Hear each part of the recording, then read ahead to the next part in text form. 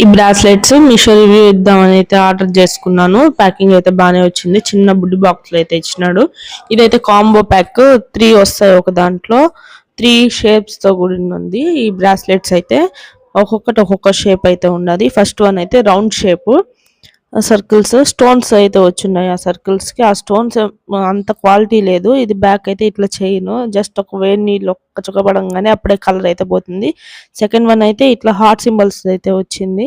First round circles ఇచ్చినాడు కదా, second one అయితే హార్ట్ సింబల్స్ అయితే వచ్చినాయి. ఇది కూడా అంత ఏం బాగాలేదు.